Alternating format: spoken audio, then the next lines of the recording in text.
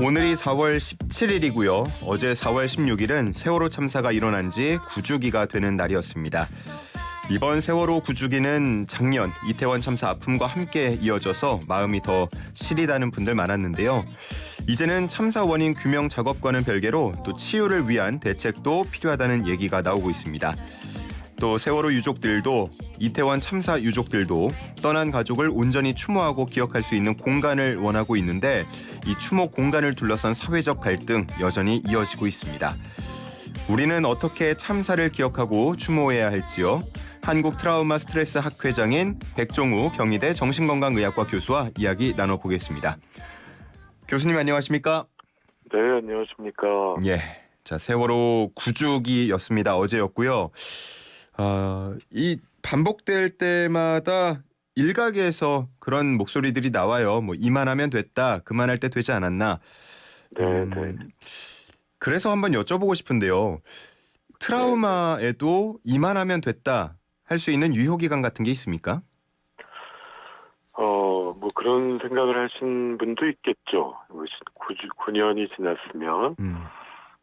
근데 이제 저희 같은 정신과학 전문가들은 사실 이런 9주기 이제 기념일이 오면은 제일 긴장하게 되거든요. 예. 실제로 세월호 사고 이후에도 자살로 돌아가신 유가족이 몇 분 계셨는데 요 시기 기념일 전후에 그런 일이 생겼었습니다. 아, 그랬군요. 네, 그래서 이건 그 트라우마를 겪은 또 유가족이나 생존자에게는 마치 지금 아직 경험하고 있는 것처럼 느껴지기 때문에 우리가 이렇게 쉽게 이제 잊을만 하면 되지 않았나라고 얘기할 수는 없는 상황 같습니다. 그러면은 바꿔 말해서 좀 피해를 겪은 분들에게는 사실상 평생 가는 기억이다라고 생각을 해도 될까요? 예, 그 기억은 물론이죠. 근데 그 트라우마 반응이 얼마 가느냐는 또 좀 다른 문제일 수도 있는데 해외에서도 뭐 지역사회를 대상으로 한 트라우마 지원은 한 10년쯤 됐을 때 다시 검토해 보기도 하는데요. 예. 문제는 그때까지 과정이거든요. 그러니까 뭐 9.11 테러에 이제 메모리얼에 이제 들어가다 보면은 예. 뉴욕의 그런 파란 하늘 같은 거대한 벽 앞에 이렇게 한 문장을 딱 써놓습니다. 뭐라고 써 있습니까? 시간의 흐름 속에 단 한순간도 당신의 기억을 지울 수 없다. 이게 결국 모든 미국인들이 뉴욕 사람들이 그때 희생된 사람을 잊지 않겠다는 그것을 이제 이렇게 형상화해 놨는데 예. 사실 유가족들에게 가장 도움이 되는 것 중에 하나가 이렇게 생면부지한 사람들이 자원봉사도 하고 기억해주고 이런 것들이 큰 위로를 줄 수 있습니다. 예. 네. 이제 내년 4월 15일이면은 의료 지원이 네. 법적 기한이 만료가 된다고 하는데 이에 대한 재검토도 필요하다고 느껴지는데요. 네, 사실 그게 이제 특별법이기 때문에 이게 연장이 되려면은 이제 법 개정이 필요한 시점이라고 알고 있습니다. 제가 앞에 말씀드린 9.11 테러 유가족분 중에 만났던 분이 예. 본인이 그동안 버틸 수 있었던 거에 정신과 치료는 본인은 평생 무료로 받을 수 있게 지원해준다. 이게 보상이랑은 별도로 라고 얘기해 주시기도 했거든요. 그랬군요. 물론 이제 이건 사회적 합의가 필요한 사항이지만 지금 세월호 유가족과 생존자에 대한 장기 코트 연구에서도 여전히 많은 고통을 호소하시는 분들이 있기 때문에 지원이 지속될 필요가 있겠다 이렇게 생각하고 있습니다. 예. 그 앞서서 얘기해 주시는 걸 들으면서 제가 궁금한 게 생겼는데 저는 일반적으로 나쁜 기억 바로 그게 트라우마다 이렇게 인식을 좀 하고 있었거든요. 트라우마라고 부르는 건 조금 다른 개념인가요? 그렇죠. 우리가 누구나 어떤 스트레스 사건을 경험할 수 있는데요. 흔히 트라우마라고 하는 거는 우리의 생명을 위협하는 그리고 가까운 사람의 이 생명을 잃고 이런 정도의 아주 끔찍한 사건입니다. 물론 평생에 거쳐서 누구나 한 3분의 2 정도 이런 일을 겪을 수 있는데요. 예. 트라우마 사건은 그런 끔찍한 사건이고 예. 트라우마에 대한 심리적 반응이 뭐 외상후 스트레스 장애나 이런 질환을 일으킬 수 있습니다. 예. 앞서서 뭐 극단적인 선택을 한 사례까지 말씀을 해 주셨는데 네. 그러면 이런 트라우마를 겪는 분들이 겪는 증상들 또 어떤 것들이 있습니까? 아무래도 이제 제일 흔한 것들은 이제 안전한 곳으로 벗어나서 있는데도 불구하고 그 일을 마치 지금 겪는 것처럼 재경험하는 겁니다. 아. 이번에 그 더 글로리라는 드라마에서 문동은 씨가 이제 삼겹살 굽는 거를 못 견디지 않습니까? 예. 그 학창 시절에 뜨거운 걸로 학교 폭력을 당했던 그 기억 때문에 그렇죠. 예, 삼겹살이 구워지는 그런 소리만 들어도 몸서리 끼치는. 네, 그게 바로 제 경험인데 이제 36세가 돼서도 지금 겪고 있는 것처럼 그 고통을 경험하고 그것 때문에 그런 남들은 좋아하는 삼겹살 굽는 냄새를 피하게 되고 사람을 피하고 의심하게 되고 동반돼서 막 가슴이 뛰고 이런 자율신경 흥분 증상, 마각성을 경험하는 게 가장 흔한 반응입니다. 그러면 그런 부분은 어떻게 의학 차원에서 치료를 하십니까?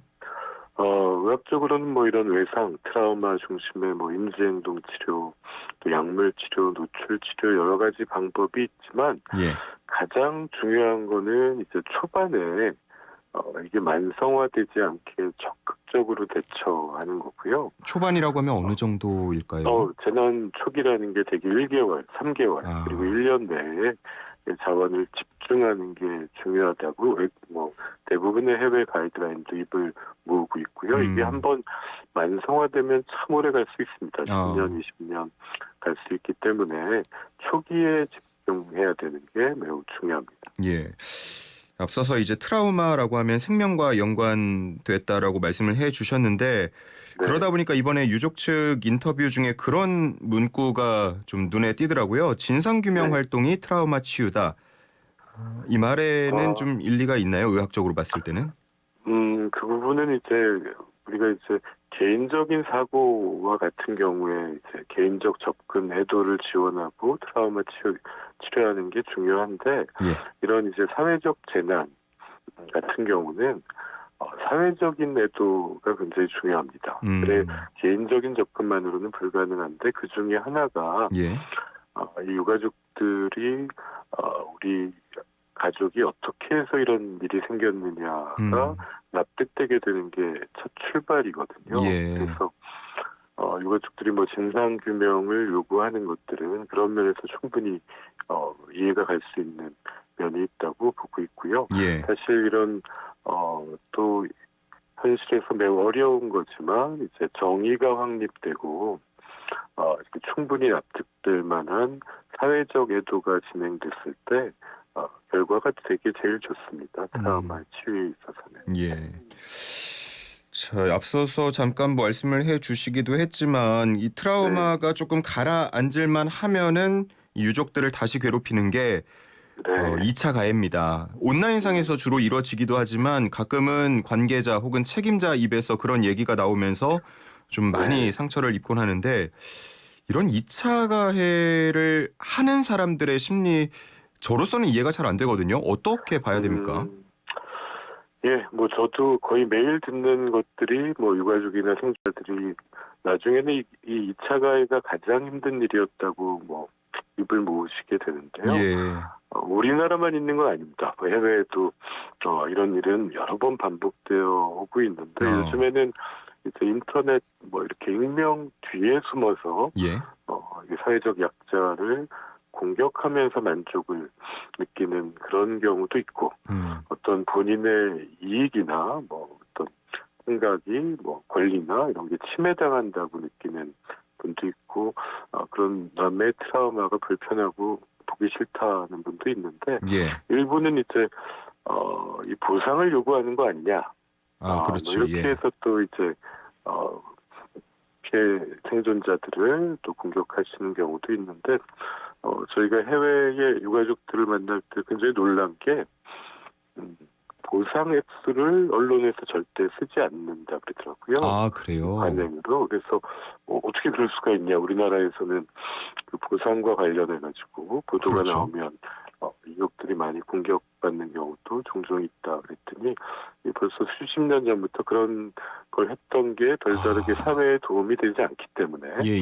네, 언론에서 아예 보상금의 액수를 다루지 않는 게 합의된 관행이다. 그렇게 설명해 주기도 했습니다. 그런 부분은 미처 생각을 하지 못했는데 네. 좋은 말씀 해주신 것 같고요. 네.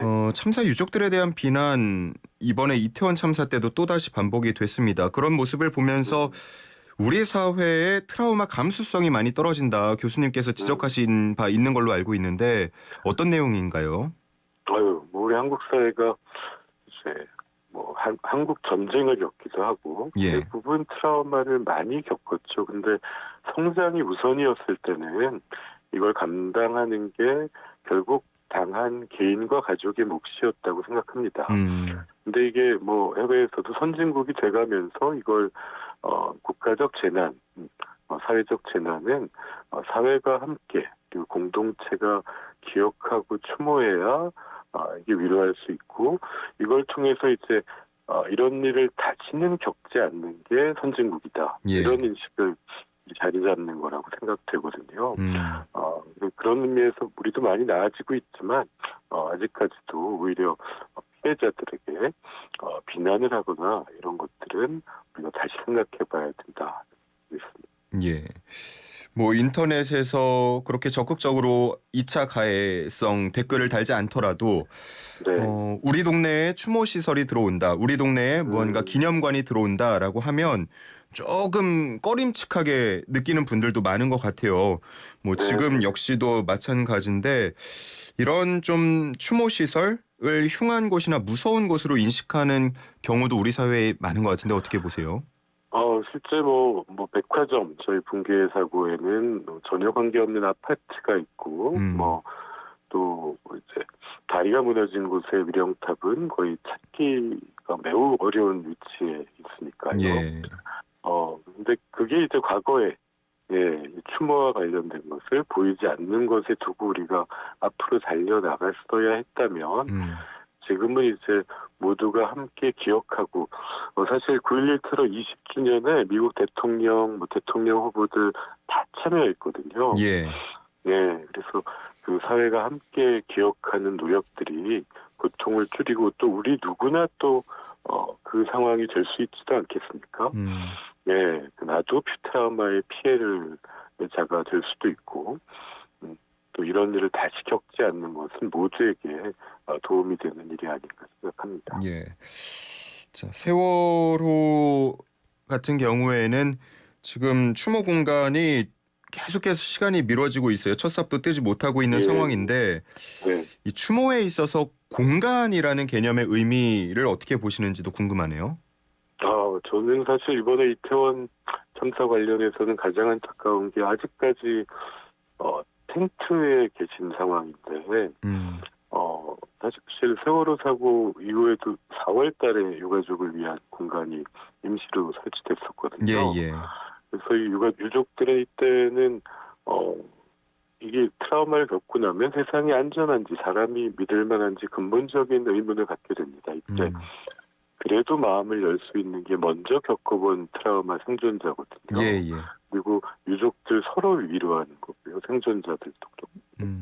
이럴 수 있으려면 좀 사적인 보호받을 수 있는 공간이 필요한데 우리나라 같은 선진국이 지금 5개월이 넘게 유가족들이 텐트에서 지내야 된다.